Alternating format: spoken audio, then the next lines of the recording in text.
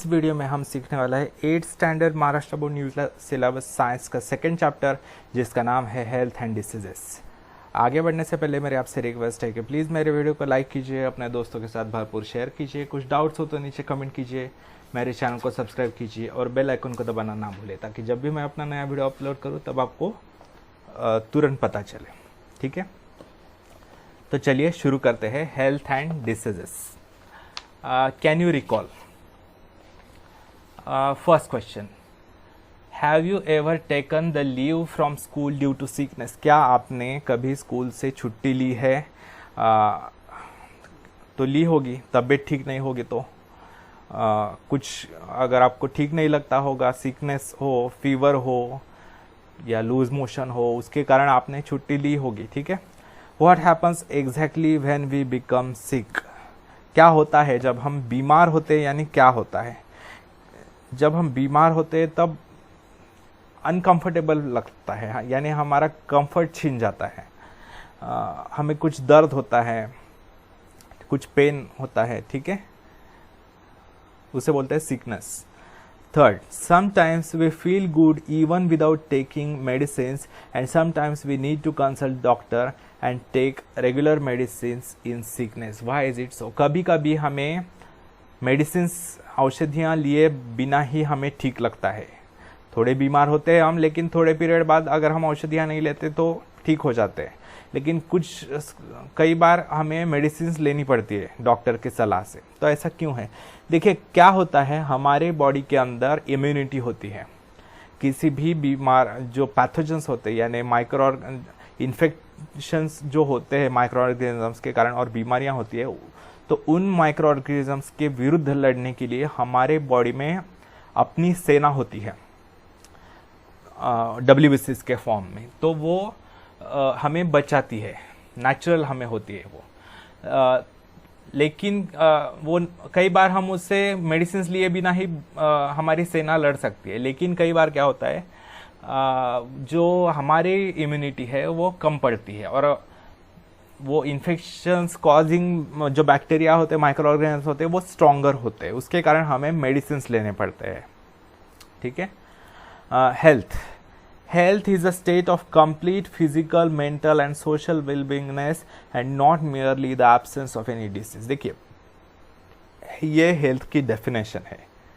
Health यानी क्या? केवल आप फिजिकली हेल्दी है तो नहीं चलेगा। अगर आप शारीरिक दृष्टया अच्छे हैं, अगर आपको शरीर में कोई बीमारी नहीं है तो अच्छी बात है, लेकिन केवल उसे हेल्थ नहीं कह सकते।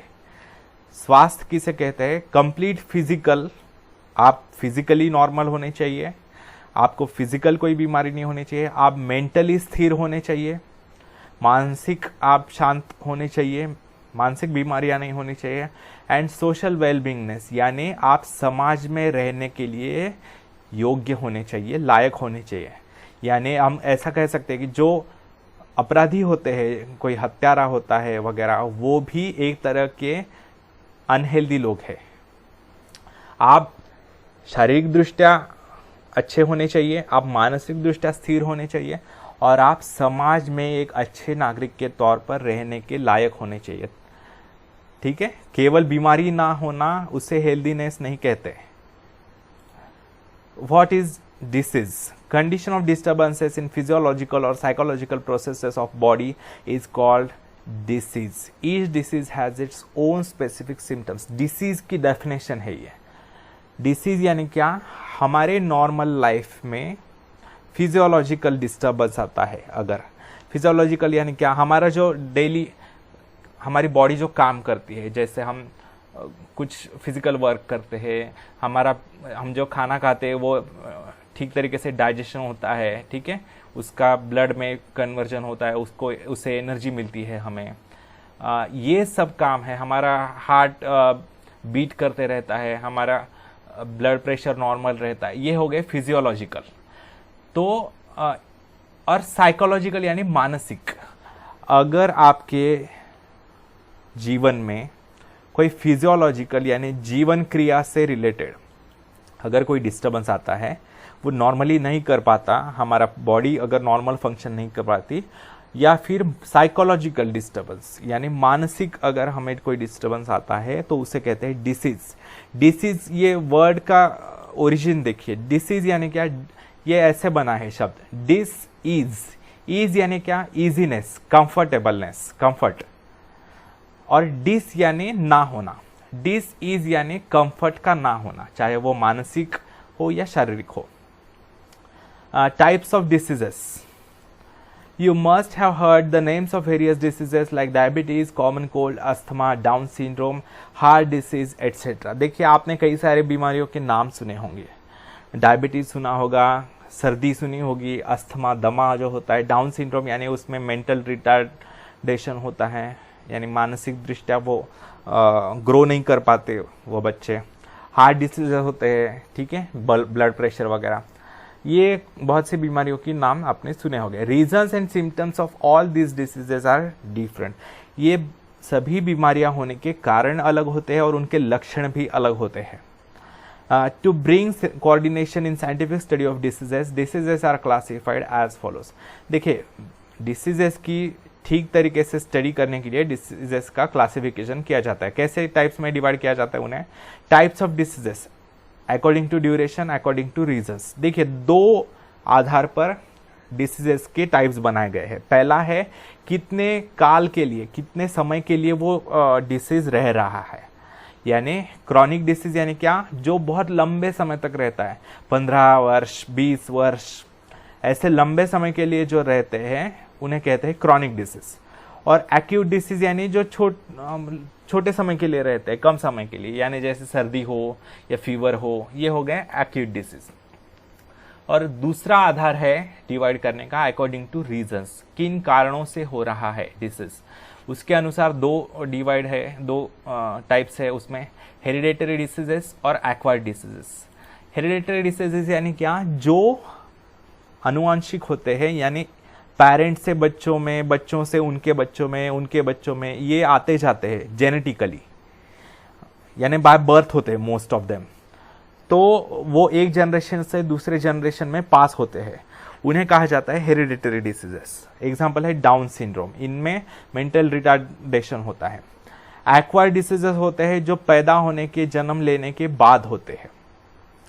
उनमें दो टाइप्स है, इन्फेक्शियस डिसीजेस जो इन्फेक्शन के कारण होते हैं, इनके बारे में डिटेल्स आगे स्टडी करेंगे हम। Example common cold, flu, dengue etcetera. Common cold वगैरह सर्दी या टेम्परेचर, फ्लू, डेंगू वगैरह ये इन्फेक्शियस डिसीजेस है। नॉन इन्फेक्शियस डिसीज यानी कोई इन्फेक्शन वगैरह नहीं होता, लेकिन बॉडी के भीतर बिगाड़ होने के कारण ये होते हैं। Example diabetes, heart diseases etcetera. Can you tell how do the following diseases spread? Hepatitis, scabies, TB, dengue, dysentery, ringworm, swine flu, etc. कौन से डिसीजेस कैसे फैलते हैं? देखिए हिपेटाइटिस जो है इसके बारे में आगे है डिटेल में, लेकिन शॉर्ट में मैं बता देता हूँ। जो दूषित पानी खाना होता है, कंटेमिनेटेड फूड या वाटर होता है, उससे ये फैलता है, ठीक है। मलेरिया जो होता है, अगर आपके घर के आसपास गंदा पानी है तो मच्छरों से ये फैलता है। फिर स्केबीज जो है, स्केबीज यानी ऐसी बीमारी होती है जिसमें स्किन पर रैशेस आते हैं और वो ईचिंग होती है, खुजली होती है स्किन पर। तो वो क्या होता है, स्केबीज नाम का एक कीड़ा होता है, मुझे वो कीड़े के काटने के कारण या उसके कांटेक्ट में आने के कारण वो होता है। टीबी यानी ट्यूबरकुलोसिस होता है, एयर से ट्रांसमिट होता है, वो अगर इन्फेक्टेड पर्सन के पास अगर आप जाते हो तो उससे इन्फेक्शन होता है। डेंगू जो है मच्छरों से फैलता है। डिसेंट्री जो है वो दूषित फूड और वाटर, कंटेमिनेटेड फूड और वाटर से होता है। रिंगवर्म भी एक फंगल इन्फेक्शन है, यानी फंगस, हमने फंगी देखी ना पिछले चैप्टर में, तो फंगी इज प्लूरल, अनेक वचन है, और फंगस उसका एक वचन है, तो फंगल इन्फेक्शन के कारण ये होता है। फिर स्वाइन फ्लू जो है कंटेमिनेटेड हवा से होता है, या फिर जो क्या कहते हैं, कच्चा मांस अगर खाता है कोई सुअर का, उससे होता है। What do we mean by pathogen? Pathogen यानी क्या? पैथोजन यानी ऐसे माइक्रो ऑर्गेनिजम्स जिनके कारण इन्फेक्शन होता है, बीमारी होती है। मैंने पिछले वीडियो में भी बताया आपको पैथोजन का मतलब। What do we mean by infectious diseases? क्या होता है, अगर कोई बाहरी फैक्टर से डिसीज होता है, यानी माइक्रो ऑर्गेनिज्म हो या कोई एलर्जी हो, कोई उसके कारण अगर डिसीज होता है तो उसे कहा जाता है इन्फेक्शियस डिसीज। जो डिसीज पैथोजेंस के कारण होता है उन्हें कहा जाता है इन्फेक्शियस डिसीजेस। देखिए यहाँ पर दिया है इन दिस, ये जो टीबी का फैलाव दिया है बहुत से, इन दिस एरियाज, जब कोई खांसता है टीबी का पेशेंट तो क्या होता है, उससे उसके मुंह से थूक निकलती है, स्पूटम यानी थूक। तो क्या होता है, उसके पास जो होते हैं, in this area small droplets are vaporized into fine mist. जैसे कोरोना का अभी चल रहा है, कोरोना का कहर, तो ये भी ऐसे ही फैलता है। तो उसके आसपास अगर उसके खांसने से छोटे छोटे बूंदे फैलती है हवा में उसके थूक की, और वो mist remains in the air for several minutes to few hours, कई लंबे समय तक रहता है, कुछ मिनट से लेकर कुछ घंटों तक। और जो बड़े बूंदे होते हैं वो ज़मीन पर गिर जाते हैं, धरती पर, और वो ज़मीन से अगर कांटेक्ट होता है तो उससे इन्फेक्शन हो सकता है। ऐसे अभी इन्फेक्शियस डिसीजेस के बारे में सीखते हैं हम। Diseases spread through contaminated air, water, food or vectors, that is insects and other animals are called infectious diseases। ऐसी बीमारियां जो दूषित पानी, अन्न या हवा से होते हैं, और वेक्टर्स, वेक्टर यानी हमारा फिजिक्स का वेक्टर क्वांटिटी, स्केलर क्वांटिटी ये नहीं है। वेक्टर यानी कुछ कैरियर होता है जो कैरी करते हैं बीमारियां, जैसे मच्छर हो या कुछ एनिमल्स हो वगैरह, उनको कहा जाता है वेक्टर्स। तो जैसे इंसेक्ट्स हो, मच्छर वगैरह, कीड़े मक्खियाँ वगैरह, या फिर कोई एनिमल्स हो, कुत्ते वगैरह, उनके द्वारा जो होते हैं उन्हें कहा जाता है इन्फेक्शियस डिसीज। अभी इनके बारे में देखते हैं कुछ infectious disease. Name of disease, pathogen, mode of infection, symptoms, prevention and treatment. देखिए ट्यूबरक्लोसिस एक इन्फेक्शियस डिसीज है। वो कौन से पैथोजन के कारण होता है? माइकोबैक्टीरियम ट्यूबरक्यूली, इस बैक्टीरिया के कारण होता है। देखिए ये भी बायनोमियल नोमेनक्लेचर है, ये एक ही बैक्टीरिया का नाम है माइकोबैक्टीरियम ट्यूबरक्यूली। ये माइकोबैक्टीरियम ये जीनस नेम है, ट्यूबरक्यूली ये स्पीशीज नेम है। तो इसके कारण ये होता है।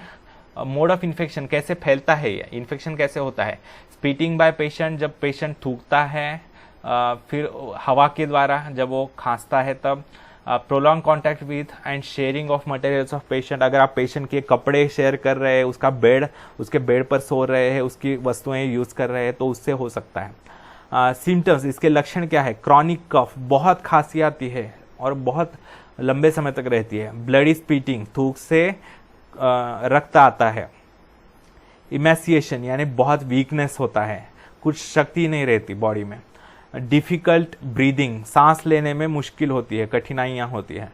प्रिवेंशन एंड ट्रीटमेंट, कैसे प्रिवेंट किया जाता, रोका कैसे जाता है, और अगर होता ही है तो उसे ट्रीट कैसे किया जाता है। बीसीजी वैक्सीन, ये ना हो इसलिए बीसीजी वैक्सीन दी जाती है। फिर अगर कोई पेशेंट होता है तो उसे आइसोलेशन में रखा जाता है, जैसे कोरोना के पेशेंट्स को अभी अलग रखा जा रहा है, उन्हें अलग से रखा जाता है, दूसरों के साथ मिक्स होने नहीं देता, तो उसे कहते हैं आइसोलेशन।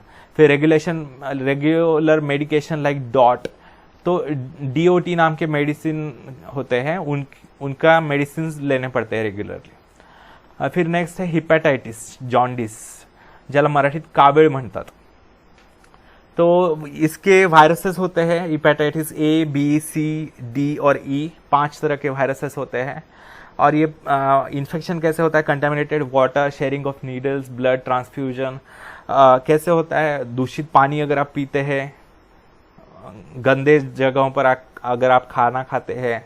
फिर नीडल्स, इंजेक्शन की नीडल अगर आप दूसरे को लगाई हुई, खुद को यानी एक से अधिक लोगों को एक ही नीडल यूज की जाती है तो उससे इन्फेक्शन ट्रांसफर हो सकता है। ब्लड ट्रांसफ्यूजन, अगर किसी व्यक्ति को ब्लड की आवश्यकता है, ब्लड देने की, और उसे ब्लड दिया जाता है, अगर वो ब्लड इन्फेक्टेड है, उसमें पहले से वायरस है, तो इससे भी फैलता है। इसके लक्षण क्या है? एनोरेक्सिया, एनोरेक्सिया यानी भूख ना लगना, भूख की कमी। येलो यूरिन यानी पीला यूरिन आता है। जनरल वीकनेस, बहुत वीकनेस होता है। नौशिया यानी मळमळ होते, मळमळ मितली जिसे कहते हैं, वोमिटिंग, उल्टियाँ होती है, ग्रे स्टूल, ग्रे कलर की संडास आती है, ठीक है। Drinking boiled water, proper cleaning of hands, हाथ साफ होने चाहिए और बॉइल्ड वाटर पीना चाहिए। नेक्स्ट है डिसेंट्री यानी लूज मोशन। ये किससे फैलता है? Bacteria, virus, shigella, bacilli, entamoeba, histolytica. तो ये जो बैक्टीरिया और वायरसेस है उसके कारण ये होता है। कंटेमिनेटेड फूड एंड वाटर से फैलता है ये, दूषित पानी और अन्न से। इसके लक्षण क्या है? Watery stool, pains in abdomen, पेट में बहुत दर्द होता है, और वाटरी स्टूल, पतली संडास आती है पानी वाली।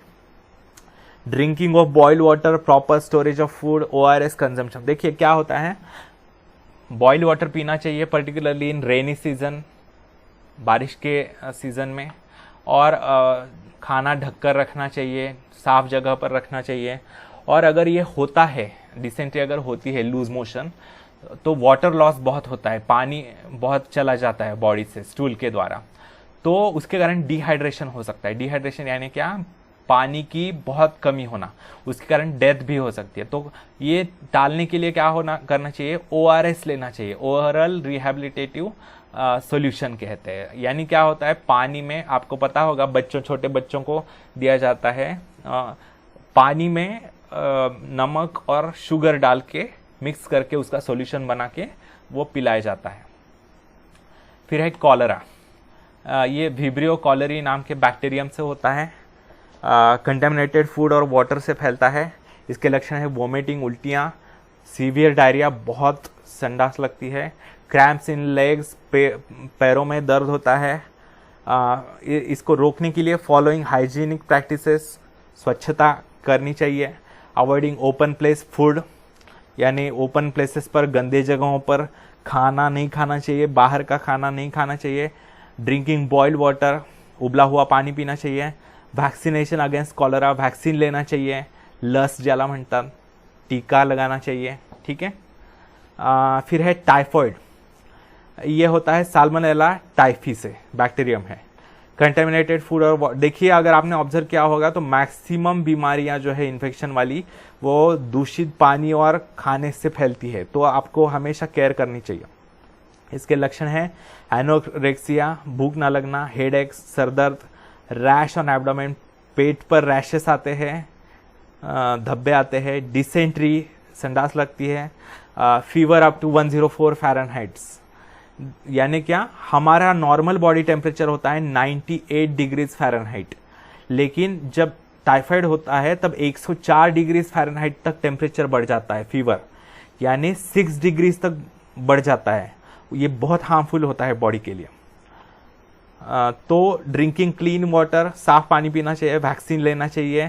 प्रॉपर डिस्पोजल ऑफ सीवेज, यानी जो आपका वेस्ट वाटर है, जो आपका टॉयलेट का पानी है वगैरह, वो ड्रेनेज से कनेक्टेड होना चाहिए या सेप्टिक टैंक होना चाहिए। खुले पर शौच नहीं करना चाहिए, ठीक है, खुले पर नहीं छोड़ना चाहिए drainage water. Complete this table. Prepare similar table of information about various diseases like enteritis, malaria, plague, AIDS, etc. देखिए, एंटेराइटिस जो है, एंटेराइटिस का मतलब होता है इन्फ्लेमेशन ऑफ स्मॉल इंटेस्टाइन, यानी छोटा स्मॉल इंटेस्टाइन जो होता है हमारा, उस पर सूजन आती है, उस पर वो ठीक से काम नहीं करता, उसे कहते हैं एंटेराइटिस। फिर है मलेरिया, वो इसके आगे आएगा। प्लेग जो है, प्लेग यानी चूहों से फैलती है ये बीमारी, तो उसमें गांठें आती है बहुत, और उसके कारण मृत्यु भी हो सकती है, बहुत फीवर आता है। एड्स के बारे में भी आगे आने वाला है। देखिए, इंटरनेट माय फ्रेंड, ये आप इंटरनेट पर देख सकते हैं। Search the reason, symptoms and other information of chickenpox. Chickenpox के लक्षण क्या होते हैं? फीवर होता है, एनोरेक्सिया होता है यानी भूख ना लगना, नॉशिया होता है, और रैशेस आते हैं स्किन पर, और ब्लिस्टर्स आते हैं। ब्लिस्टर्स यानी क्या? फोड़े आते हैं, फोड़ येतात। ये है सिम्टम्स। फिर पल्स पोलियो ड्राइव, जो हमारे शासन द्वारा, सरकार द्वारा, गवर्नमेंट द्वारा जो पल्स पोलियो ड्राइव बच्चों को 5 साल से छोटे बच्चों को जो पोलियो के वैक्सीन्स दिए जाते हैं गवर्नमेंट द्वारा। WHO जो है वर्ल्ड हेल्थ ऑर्गेनाइजेशन है, जिसका नाम अभी आपने बहुत सुना होगा कोरोना के समस्या के दौरान। वर्ल्ड हेल्थ ऑर्गेनाइजेशन जो है वो वैश्विक सतह पर एक ऑर्गेनाइजेशन है यूनाइटेड नेशंस की, जो अगर कोई बीमारी है जो दुनिया को तकलीफ दे सकती है, पूरे ऐसे बीमारियों के बारे में वो जागृति फैलाता है, उसके वैक्सीनेशन की वगैरह सुविधा करता है। Where do you see the waterlogged materials shown in picture? ऐसे मटेरियल्स कहाँ पर दिखाई देते? जहाँ पर गंदगी होती है यहाँ पर ऐसे दिखते हैं। अगर और साफ जगहों पर, अगर आप घर पे फ्लावर पॉट रख रहे हैं, उसमें पानी डाल के असली फ्लावर्स रख रहे हैं, तो वो पानी, उससे भी बीमारियां फैल सकती है, उसमें मच्छर हो सकते हैं। साफ पानी के मच्छर अलग बीमारियां फैलाते हैं, गंदे पानी के मच्छर अलग बीमारियां फैलाते हैं। ये टायर जो उसमें पानी जमा होता है बारिश का, ये प्लास्टिक के खुले डब्बे या ऐसी गंदी जगह है, तो वहां पर ये गंदगी जमा होती है। ठीक है। What hazards do you anticipate with the help of picture? इसके कई सारे हार्मफुल इफेक्ट्स हैं। ठीक है, जैसे इन्फेक्शियस डिसीजेस फैलते हैं। ठीक है, उसके कारण बहुत बीमारियां होती है। Some important diseases of present days, इसके बारे में देखते हैं। 1. How can we observe personal hygiene? Personal hygiene कैसे संभाली जा सकती है, यानी शारीरिक स्वच्छता, जो व्यक्तिगत स्वच्छता होती है, वो कैसे संभाली जा सकती है? तो हम रेगुलरली नाखून काटने चाहिए, ब्रश करना चाहिए, नहाना चाहिए हर रोज। ठीक है, फिर हेयर कटिंग करनी चाहिए, फिर खाना खाने से पहले हाथ धोने चाहिए साबुन से। ठीक है, फिर जो कचरा नहीं करना चाहिए पब्लिक प्लेसेस पर, सार्वजनिक जगहों पर कचरा नहीं फैलाना चाहिए, उसके कारण हमें ही बीमारियां हो सकती है। खुले में शौच नहीं करना चाहिए, संडास नहीं करनी चाहिए। ठीक है, और पब्लिक प्लेसेस पर गंदगी नहीं फैलानी चाहिए। ठीक है, और फल वगैरह सब्जियां वो धोकर लेनी चाहिए हमेशा खरीदने के बाद। Why should we drink boiled water in rainy season? बारिश के सीजन में क्यों, वर्षा ऋतु में हमें क्यों बॉइल्ड करके पानी पीना चाहिए? देखिए क्या होता है, बारिश के मौसम में जहाँ से हम पानी लेते हैं, कहाँ से लेते हैं? मोस्टली लेक से फिल्टर करके गवर्नमेंट जो है हमें देता है, लेक से, डैम्स में स्टोर किया हुआ नदियों का पानी वगैरह दिया जाता है। तो क्या होता है, बारिश के कारण वहाँ पर बहुत गंदा हो जाता है वो पानी, उसमें बहुत सा पानी मिक्स हो जाता है बाहर से, तो उसमें कई सारे माइक्रो ऑर्गेनिजम्स ग्रो करते हैं। तो अगर हम वैसे ही पीते हैं तो उनका इन्फेक्शन हमें हो सकता है। अगर हम बॉईल करते हैं तो बॉईल करने के बाद उसमें वो जीवित नहीं रह पाते माइक्रो ऑर्गेनिजम्स, उसके कारण वो हमें इन्फेक्शन नहीं कर पाते, उसके कारण हमें बॉईल करके पीना चाहिए। Why the clean hands drive is run in schools? स्वच्छ हाथ धोने चाहिए, ऐसा क्यों कहा जाता है स्कूल में? क्योंकि हम स्कूल में यानी हमेशा ही धोने चाहिए, लेकिन स्कूल में हम बहुत खेलते कूदते हैं मिट्टी में वगैरह, तो उसके कारण हमारे हाथ बहुत गंदे होते हैं, तो उस पर काफ़ी सारे जर्म्स होते हैं, कीटाणु, तो हमें हाथ धोकर खाना चाहिए। ऐसी आदत डालने के लिए यह किया जाता है, नहीं तो हमें बीमारियां हो सकती है। ठीक है।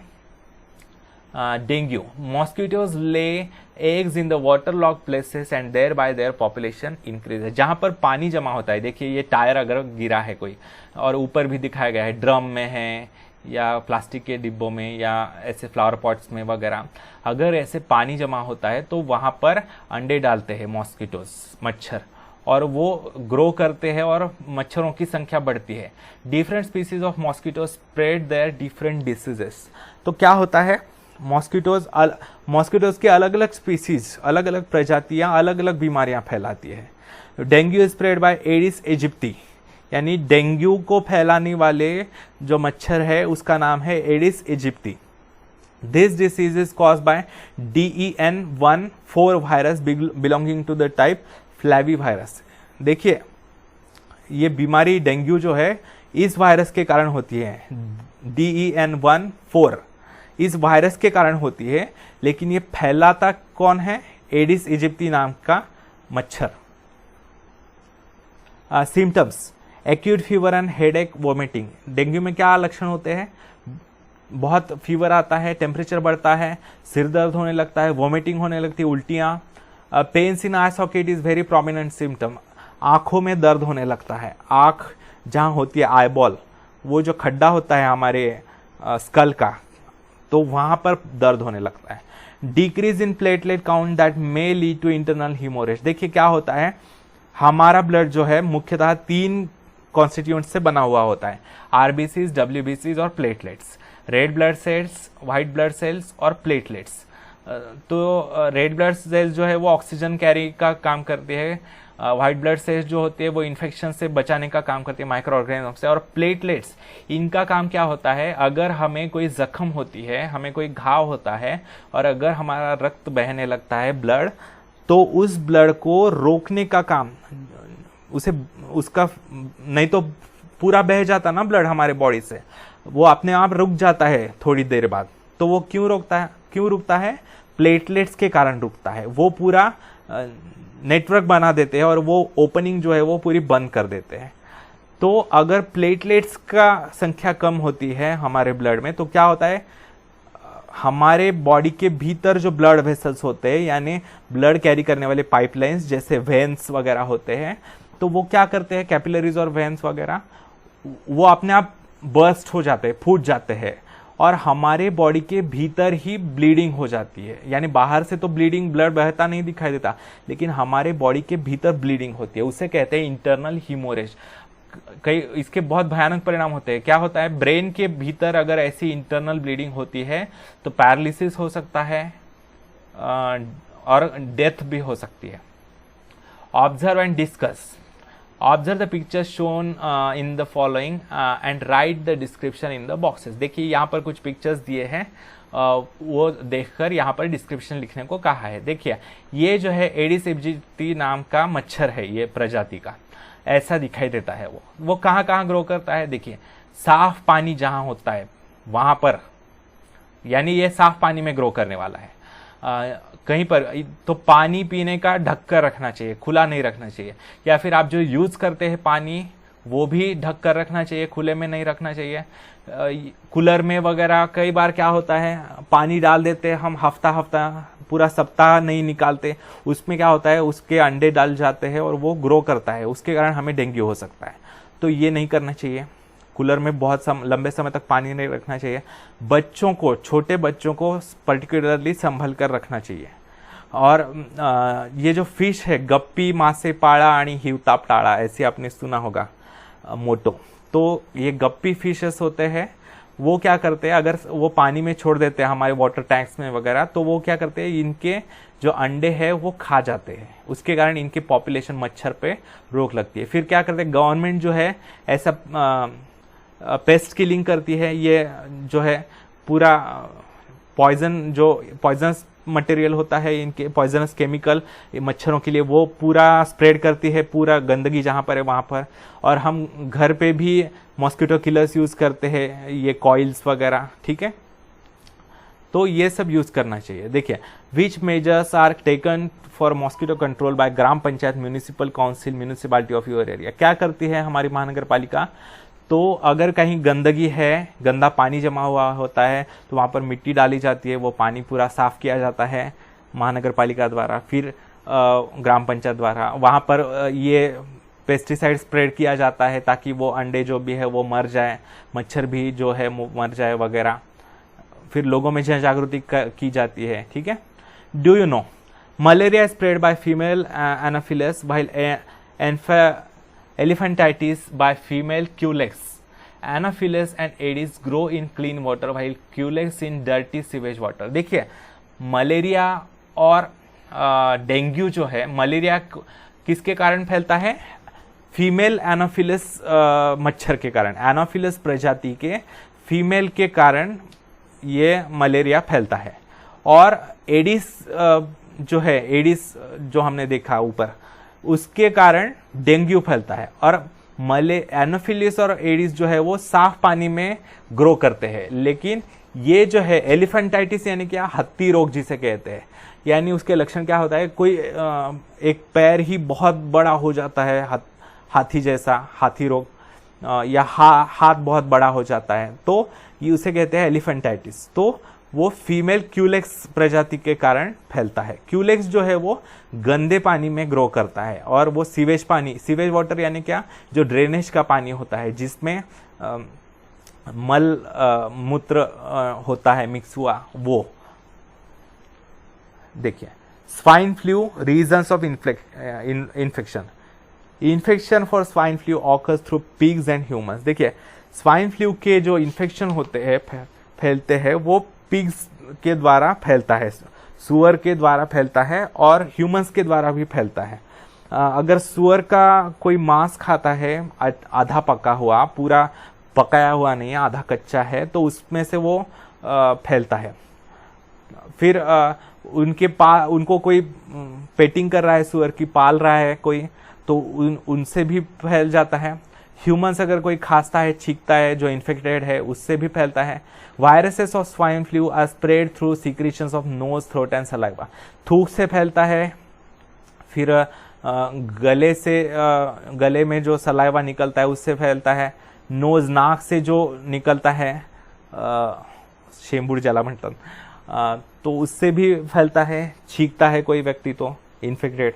सिम्टम्स ऑफ स्वाइन फ्लू, इसके लक्षण क्या है? डिफिकल्टी इन ब्रीदिंग, सांस लेने में कठिनाई होती है। सोर थ्रोट, गला बैठ जाता है। बॉडी पेन्स, पूरा शरीर दर्द करने लगता है। डायग्नोसिस ऑफ स्वाइन फ्लू, ये पता कैसे किया जाता है डायग्नोसिस किसी को स्वाइन फ्लू हुआ है? For diagnosis of swine flu, liquid from throat of patient is sent to laboratory. गले से एक सलाइवा, थोड़ा सा लिक्विड लिया जाता है और वो लैबोरेटरी में चेक करने के लिए दिया जाता है। Diagnostic facilities are available in National Institute of Virology, that is NIV Pune, and National Institute of Communicable Diseases NICD Delhi. तो इसे चेक करने की फैसिलिटीज पुणे में है, नेशनल इंस्टीट्यूट ऑफ वायरोलॉजी, जिसके बारे में अभी कोरोना की भी स्टडी की जा रही है, उस पर रिसर्च किया जा रहा है वैक्सीन विकसित करने के लिए। और जो national Institute of Communicable diseases, यानी जो फैलने वाले व्यक्ति से, एक व्यक्ति से दूसरे व्यक्ति में फैलने वाले बीमारियां होते हैं, उससे कहा जाता है कम्युनिकेबल डिसीजेस। इनकी स्टडी करने वाली जो इंस्टीट्यूट है NICD दिल्ली में, वहां पर भी चेकिंग की जाती है। Do you know, first case of swine flu was reported in Mexico in 2009। पहली केस जो है मनुष्यों में मेक्सिको में 2009 में स्वाइन फ्लू की देखी गई थी। Swine flu is caused by the virus influenza A-H1N1। इस वायरस के, ये वायरस के नाम आपको याद रखने हैं, कौन सी बीमारी कौन से वायरस के कारण होती है, कौन सी बीमारी कैसे फैलती है, कौन कैरियर होता है उसका, एडिस के कारण कौन सी होती है, एडिस मच्छर के कारण, क्यूलेक्स के कारण वगैरह, ये सब याद रखना है। Persons who come in contact with pigs can contract this disease. जो पिग्स के संपर्क में आते हैं, सुअरों के संपर्क में, तो उसके कारण ये बीमारी हो सकती है। नेक्स्ट है एड्स। इसका फुल फॉर्म है, देखिए AIDS, ये कैपिटल में लिखना है पूरा। इसका फुल फॉर्म है एक्वायर्ड इम्यूनो डिफिशियंसी सिंड्रोम। देखिए इसका ये सिंबल है। This disease is caused bye HIV, that is human immuno deficiency virus. ये एड्स, ये बीमारी का नाम है, और कौन से वायरस के कारण होता है? HIV के कारण, human immunodeficiency virus. In this disease victim suffers from various diseases due to progressive weakening of natural immunity. मैंने आपको बताया कई बार, हमें बहुत से, हम नॉर्मली भी हमारे बॉडी में बहुत से माइक्रो ऑर्गेनिजम्स रहते हैं, लेकिन हम उसके कारण हमेशा बीमार नहीं होते, क्योंकि हमारे बॉडी की खुद की इम्यूनिटी होती है, प्रोटेक्शन करने के लिए सेना होती है, मिलिट्री होती है। तो क्या करता है ये HIV एड्स बीमारी में क्या होता है, वो इम्यूनिटी ही नष्ट हो जाती है। हमारी जो नेचुरल इम्यूनिटी होती है, हमारी बॉडी की जो प्रोटेक्शन पावर होती है, सेना जो होती है, वही नष्ट कर देता है वो। उसके कारण वैसे तो एड्स से कोई लक्षण नहीं है, लेकिन एड्स HIV का जब इन्फेक्शन होता है तब हमारी इम्यूनिटी खत्म हो जाती है, समाप्त हो जाती है। उसके कारण हमें बहुत से इन्फेक्शंस होते हैं हमेशा। जिसे भी बीमारी हुई है उससे वो बहुत बीमार रहता है हमेशा। छोटा छोटा इन्फेक्शन जो नॉर्मल व्यक्ति को कभी नहीं हो सकता, बहुत रेयरली होगा। फीवर भी होगा, उससे डायरिया भी होगा, डेंगू भी होगा, बहुत सी बीमारियां होगी। और वो हमेशा बीमार ही रहेगा। Diagnosis of AIDS can not be confirm without test in medical laboratories. देखिए मेडिकल लैबोरेटरीज में टेस्ट करवाने के बाद ही इसकी डायग्नोसिस किया जा सकता है। ELISA test is used for its proper diagnosis. ELISA नाम की टेस्ट, इसका फुल फॉर्म क्या है ले लीजिए। एलिसा का फुल फॉर्म है enzyme linked immune sorbent assay. Enzyme का स्पेलिंग है ENZYME, linked LINKED, immune IMMUNE, sorbent SORBENT, assay ASSAY। Enzyme linked immune sorbent assay, ELISA. अगर आपको समझ में नहीं आया तो रिवाइंड करके फिर से सुनिए, ठीक है। ये टेस्ट की जाती है HIV का पता करने के लिए। Symptoms of AIDS are person specific. हर एक व्यक्ति के अनुसार वो सिम्टम्स बदलते जाते हैं। Always remember, AIDS does not occur due to touching and sharing food with HIV infected person or by nursing HIV patient. देखिए एड्स ऐसे नहीं फैलता इन्फेक्टेड व्यक्ति का खाना शेयर करने से या उसकी सेवा करने से ये नहीं फैलता। और our behaviour with HIV infected person must be normal. जो भी HIV इन्फेक्टेड पर्सन है उसके साथ हमने अच्छा बर्ताव करना है, उसे पूरा बॉयकॉट नहीं करना है, ठीक है। Do you no HIV was first reported in an African species of monkeys. Africa के जो मंकीज थे बंदर, उनमें HIV पहली बार देखा गया था। According to the National AIDS Control Programme and UNAIDS, 80 to 85 HIV infections in India occur through unsafe sexual contacts. यानी भारत में जो नेशनल एड्स कंट्रोल प्रोग्राम जो है और UNAIDS, यूनाइटेड नेशंस की जो एड्स की संस्था है, उसके स्टडी के अनुसार भारत में HIV इन्फेक्शंस जो होते हैं उसमें से 80 से 85% जो है इनसिक्योर सेक्सुअल कॉन्टैक्ट्स रखने से होते हैं, यानी प्रोस्टिट्यूट्स के पास जाने से वगैरह। तो ठीक है, या इस वीडियो में यहीं तक। अगर आपको मेरा वीडियो अच्छा लगे तो प्लीज़ मेरे वीडियो को लाइक कीजिए, अपने दोस्तों के साथ भरपूर शेयर कीजिए। कुछ डाउट्स हो तो नीचे कमेंट कीजिए, मेरे चैनल को सब्सक्राइब कीजिए। धन्यवाद मित्रों, आपका दिन